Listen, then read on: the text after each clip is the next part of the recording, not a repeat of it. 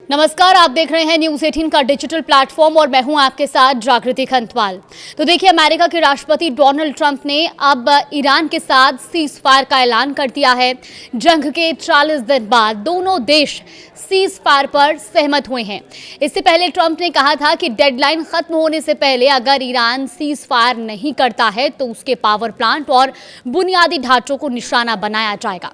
ऐसे में जानते हैं कि अब तक के क्या कुछ बड़े अपडेट रहे हैं और समझिए कि इन 10 पॉइंट्स के जरिए आखिर अब तक पूरे युद्ध में क्या क्या हुआ। देखिए, ट्रंप ने ईरान की ओर से पेश किए गए 10 सूत्रीय शांति प्रस्ताव को व्यवहारिक बताया है और ट्रंप का कहना है कि अमेरिका ईरान के पावर प्लांट, पुलों और इसके साथ ही अन्य बुनियादी ढांचों को निशाना बनाने से परहेज करेगा।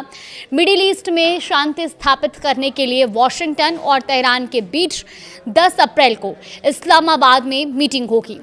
दूसरा सबसे महत्वपूर्ण पॉइंट यह है कि कूटनीतिक प्रयासों में तेजी आने के बावजूद जमीनी स्तर पर अनिश्चितता और हिंसा जारी रही।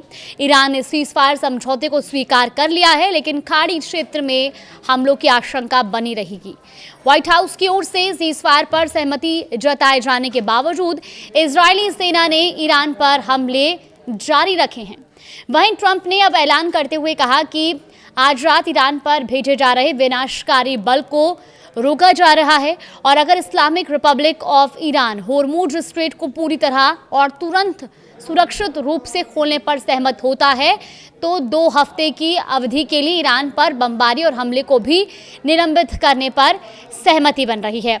ईरान ने भी कहा है कि अगर उस पर हमले रोक दिए जाते हैं तो हमारी शक्तिशाली सशस्त्र सेनाएं अपने रक्षात्मक अभियान बंद करेंगी। ईरान ने यह भी कहा कि वो अमेरिका के 15 सूत्रीय प्रस्तावों पर आधारित बातचीत के अनुरोध पर विचार कर रहा है और साथ ही वॉशिंगटन द्वारा ईरान की 10 सूत्रीय योजना को बातचीत के ढांचे के रूप में स्वीकार करने पर भी विचार कर रहा है। अब तेहरान ने आगे ये भी कहा है कि अगले 2 हफ्ते की अवधि के लिए ईरान के सशस्त्र बलों के समन्वय और तकनीकी सीमाओं को ध्यान में रखते हुए होर्मुज स्ट्रेट से सुरक्षित आवागमन संभव होगा। वहीं ईरान ने इसे तेहरान की जीत बताया और उसकी सर्वोच्च राष्ट्रीय सुरक्षा परिषद ने कहा कि ट्रंप ने शत्रुता समाप्त करने के लिए ईरान की शर्तें मान ली हैं। हालांकि व्हाइट हाउस ने जवाब दिया कि वास्तविकता ये है कि राष्ट्रपति ट्रंप और अमेरिकी सेना ने ईरान को होर्मुज स्ट्रेट को फिर से खोलने के लिए मजबूर किया था। अब इसमें 7वां सबसे अहम पहलू यह भी है कि व्हाइट हाउस के अधिकारियों ने पुष्टि की है कि इजराइल ईरान के खिलाफ बमबारी अभियान को रोकने पर सहमत हो गया। हालांकि इजरायली सैन्य अधिकारियों ने कहा कि देश अभी भी हमले कर रहा है। तेल अवीव की ओर से औपचारिक बयान का इंतजार है। वहीं ईरान और अमेरिका के बीच सीजफायर का ऐलान हो चुका है। इसके बावजूद सऊदी अरब, बहरीन और कुवैत सहित खाड़ी क्षेत्र में मिसाइल अलर्ट जारी किए गए हैं। अब खबरों के मुताबिक ईरान की दीर्घकालिक शांति योजना में ओमान के साथ समन्वय में होर्मुज स्ट्रेट से गुजरने वाले जहाजों पर टैक्स लगाना शामिल है। तेहरान का कहना है कि इस राजस्व का उपयोग पुनर्निर्माण के लिए किया जाएगा और इसके अलावा युद्ध समाप्त करने के लिए ईरान की शर्तों में क्षेत्र से अमेरिकी लड़ाकू बलों की वापसी, प्रतिबंधों को हटाना और उसकी जब्त संपत्तियों को जारी करना शामिल है। वहीं पाकिस्तान के प्रधानमंत्री शहबाज शरीफ ने भी कहा है कि युद्ध विराम में इजराइल और हिजबुल्लाह से लेबनान में लड़ाई रोकने की भी मांग की गई है। उन्होंने ईरान और अमेरिका के डेलीगेशन को शुक्रवार को इस्लामाबाद में मिलने का निमंत्रण दिया है और स्थायी शांति और आने वाले दिनों में और अच्छी खबरें मिलने की भी कामना की है। देखिए, अब आपको हम बता दें कि ईरान की आखिर वो 10 सूत्रीय मांगें क्या हैं। सबसे पहला, अमेरिका भविष्य में दोबारा हमला ना करने की गारंटी देगा। दूसरी जो शर्त है वो है होर्मुज जल डमरू मध्य पर ईरान का नियंत्रण जारी रहेगा।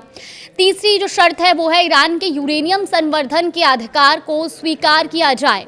इसके बाद सभी प्राथमिक प्रतिबंधों को हटाना।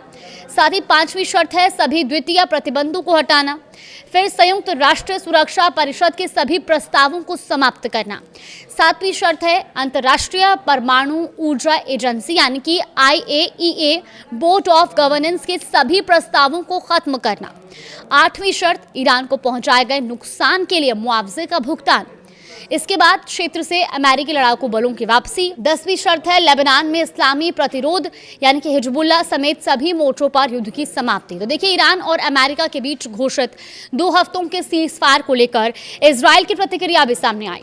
फॉक्स न्यूज की एक रिपोर्ट के अनुसार इजरायली सरकार इस सीज फायर की शर्तों से पूरी तरह खुश नहीं है। इसका मतलब ये है कि वो इस समझौते को लेकर राजी नहीं हुआ है और कुछ बातों पर उसकी आपत्ति हो सकती है। हालांकि दूसरी ओर CNN की रिपोर्ट के मुताबिक इजराइल ने इस अस्थायी सीज फायर का हिस्सा बनने के लिए सहमति दे दी है।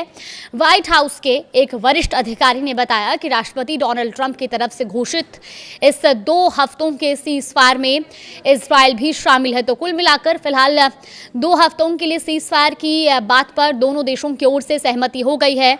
लेकिन अब 10 अप्रैल को होने वाली बातचीत में क्या कुछ निष्कर्ष निकलकर सामने आता है, इस पर सभी की नजरें टिकी हुई हैं, क्योंकि ईरान की ओर से भी शर्तें रखी गई हैं।